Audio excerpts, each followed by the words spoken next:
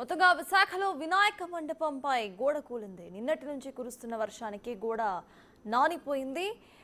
నీకల్లుపాకల రోడ్డులో గోడ కూలిన ప్రాంతాన్ని ఈస్ట్ ఏసీపీ లక్ష్మణమూర్తి పరిశీలించింది. గోడ కూలిన సమయంలో వినాయక మండపంలో ఎవరూ లేకపోవడంతో ప్రాణ నష్టం తప్పింది.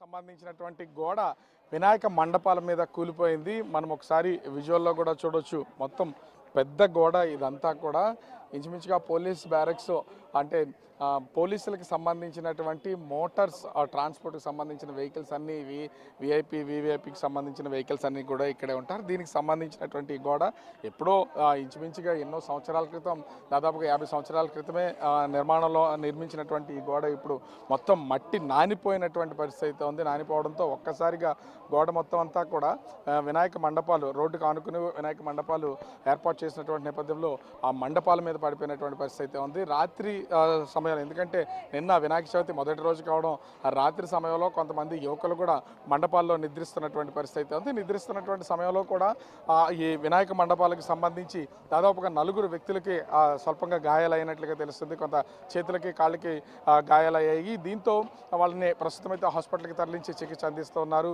మిగతా ఈ వినాయక మండపాలను ఏర్పాటు చేసినటువంటి వాళ్ళతో పాటు పోలీసు సిబ్బంది కూడా, ఎందుకంటే పోలీసు డిపార్ట్మెంట్కి సంబంధించినటువంటి గోడ కూలిపోయినటువంటి నేపథ్యంలో పోలీసు సిబ్బంది కూడా మొత్తం ఈ సహాయ చర్యల్లో అంటే ఈ గోడను తొలగించి మొత్తం క్లియర్ చేసే పనిలో నిమగ్నమైనటువంటిది అయితే చూడొచ్చు. కానీ ఎవరు ఊహించుండరు ఈ మొత్తం అంటే గోడ కూలడం అంటే ఇంచుమించుగా 50 నుంచి 60 అడుగులు పొడవు మొత్తం గోడంతా కూడా ఒక్కసారిగా పడిపోయినటువంటి పరిస్థితి అయితే ఉంది.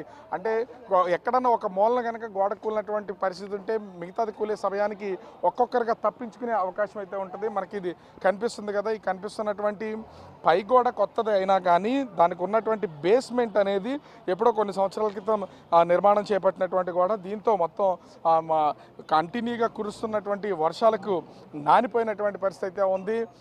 దాదాపుగా వారం రోజుల నుంచి వర్షాలు కురుస్తూ ఉన్నాయి. కానీ కురుస్తున్నటువంటి వర్షాలకు ఎక్కడా కూడా ముఖ్యంగా చూస్తే అంటే భారీ వర్షాలు కురవకుండా నిత్యం వర్షం పడుతున్నటువంటి నేపథ్యంలో మొత్తం మట్టి అంతా కూడా నానిపోయినటువంటి పరిస్థితి ఉంది. దీంతో గోడలన్నీ కూడా కూలిపోయినటువంటి ఇదైతే మనం చూడొచ్చు. కరెంటు పోల్స్ మీద ఆ గోడ ఒక్కసారిగా ఒరిగిపోయినటువంటి నేపథ్యంలో అటు ఏపీడీసీఎల్ సంబంధించినటువంటి వాళ్ళు కూడా మొత్తం దీన్ని క్లియర్ చేసే పనిలో నిమగ్నమైనటువంటి పరిస్థితి అయితే ఉంది.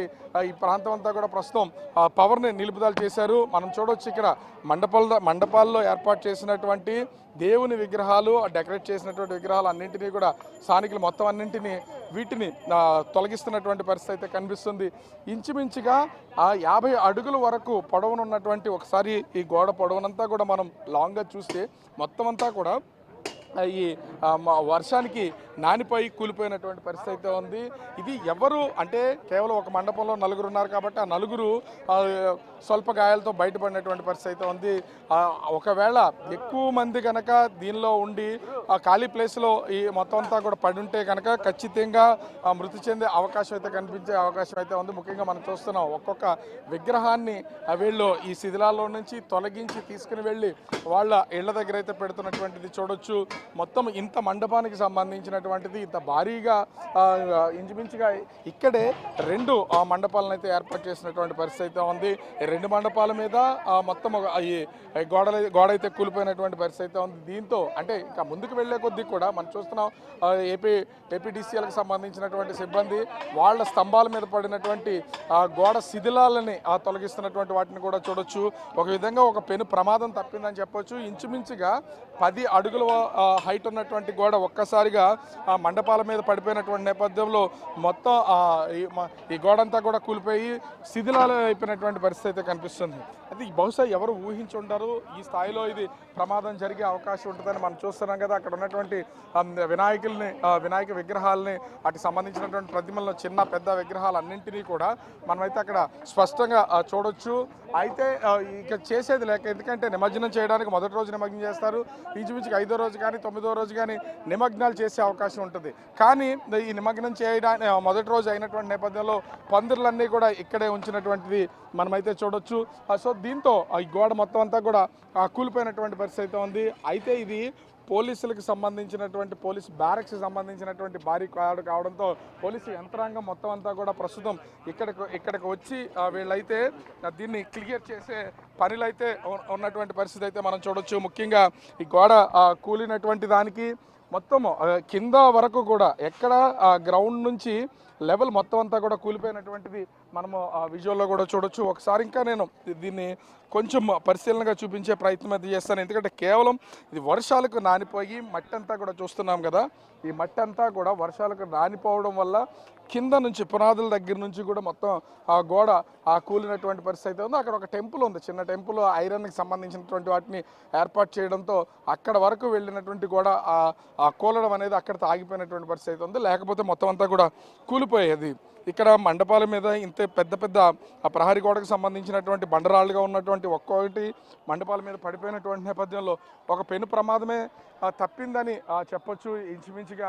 కాకపోతే మా మండపం కూలినటువంటి సమయంలో కేవలం 2 మండపాలకు సంబంధించి 4 వ్యక్తులు మాత్రమే ఉన్నారు. ఆ 4 వ్యక్తులకి స్వల్పంగా గాయాలైనటువంటి పరిస్థితి అయితే చూడొచ్చు.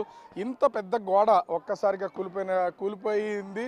అయితే సహజంగా చూస్తే అటు పోలీస్ బ్యారక్స్కి సంబంధించి మొత్తం వాహనాలన్నీ కూడా ఇక్కడే ఉంటాయి కాబట్టి దానికి సంబంధించి ఇన్సైడ్ ఈ గోడకి పటిష్టంగా వీళ్ళు మొత్తం ప్లాస్టింగ్ చేయించి రంగులన్నీ వేయించారు. కానీ ఇటువైపు చూస్తే మాత్రం మరొక వైపు దీనికి ఏదీ లేనటువంటి నేపథ్యంలో ఒక్కసారిగా భూమి లోపల వరకు కూడా మట్టి నానిపోయి నీళ్లు వెళ్తున్నటువంటి నేపథ్యంలో ఈ వర్షాలకు కూలిపోయినటువంటిది అయితే మనం చూడొచ్చు.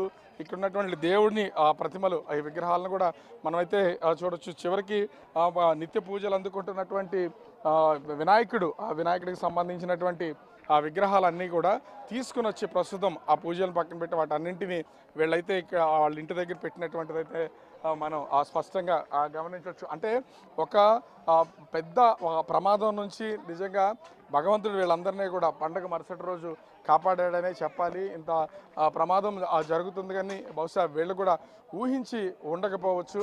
అయితే ఒక్కొక్క విగ్రహానికి సంబంధించి కూడా వీటన్నింటినీ ఇక్కడ మనము ఇంకోటి కూడా చూద్దాం. అంటే రోడ్డు పైన ఆటోని వీళ్ళు నిలుపుదల చేసి ఉంచినటువంటి నేపథ్యంలో ఆటో నిలుపుదల చేయడమే చేయడంతో మండపం కూలిపోయినా కూడా ఎక్కువ మంది మీద పడకుండా ఉండడానికి అవకాశం ఉన్నటువంటి పరిస్థితి ఉంది. ఎందుకంటే ఒక్కసారిగా ఏర్పాటు చేసినటువంటి ఫ్లెక్సీలు వచ్చి ఆటో మీద పడినటువంటి నేపథ్యంలో ఎవరు అంటే తీవ్రంగా గాయపడడానికి కానీ లేకపోతే చనిపోవడానికి కానీ ఇబ్బంది లేకుండా కొంతవరకు ఆటో కూడా కాసిందని చెప్పొచ్చు. ఇక్కడ ఉన్నటువంటి స్థానికులు మొత్తం అంతా కలిసి దీన్నైతే మొత్తం తీసే ప్రయత్నం అయితే చేస్తున్నారు. అసలు ఏ సమయంలో కూలింది ఏమైనా తెలుసా? అసలు 12 ఆ టైంలో మొత్తం అంటే అప్పుడు దీనిలో ఎవరైనా ఉన్నారు, ఎవరైనా గాయపడ్డారా? అప్పుడు కుర్రాళ్ళు పడుకోనందుకు వచ్చారండి. పందిరిలో పడుకున్నారు. ఎందుకంటే ఇప్పుడు పందిరి వేసినా పందిరిలో పడుకుంటారు. ఎందుకంటే కాపలా ఒకసారి డిబ్బి పోయింది అనమాట. అప్పుడు కానీ కాపలా కాసి పడుకుంటున్నారు. ఆ టైంలో పడిపోయింది. ఎంతమంది ఉన్నారండి అప్పుడు? ఎంతమంది గాయాలు అయ్యాయి? 3 దెబ్బలు తగిలండి. 4 దెబ్బలు తగిలండి. ఒక కుర్రోడికి చిన్న దెబ్బలు తగిలి. ఒక అబ్బాయికి పైన హెడ్ దగ్గర గిసుకున్నది. వాళ్ళు ఇప్పుడు కేజెస్ నైట్ ట్రీట్మెంట్ అయితే అవ్వలేదు. ఇప్పుడు మళ్ళీ ట్రీట్మెంట్కి తీసుకెళ్లారు. నైట్ 12కి అయ్యింది సార్. అంటే నైట్ ఇక్కడ ఒకళ్ళు చనిపోయారు. దానివల్ల మేము పందిరి కూడా బేగా క్లోజ్ చేయబట్టి కొంచెం అంత ప్రాణ నష్టం అది ఏం జరగలేదు. లేకపోతే చాలా ప్రాణ నష్టం అన్నీ జరగవలసింది. కూలిన వెంటనే అంటే దాని కింద వాళ్ళు ఉండిపోయారా రాత్రి సమయం? పడుకొని ఉన్నారు సార్. వాళ్ళు పడుకొని ఉన్నారు. 12 అయింది. వాళ్ళు వీడియోస్ అవి చూస్తారు. వెంటనే పందిరి అలాగా స్లోగా పడిపోతుంటే వాళ్ళు హ్యాండ్ ఇలా పెట్టేశారు కదా, 3కి హ్యాండ్ విరిగిపోవడం కూడా అయ్యింది. ఒక అబ్బాయికి ఇక్కడ కటింగ్ అయిపోయింది. ఆ అబ్బాయికి కూడా ఇక్కడ హార్ట్లో పెయిన్ వస్తుంటే ఇప్పుడు తీసుకెళ్లారు వచ్చి.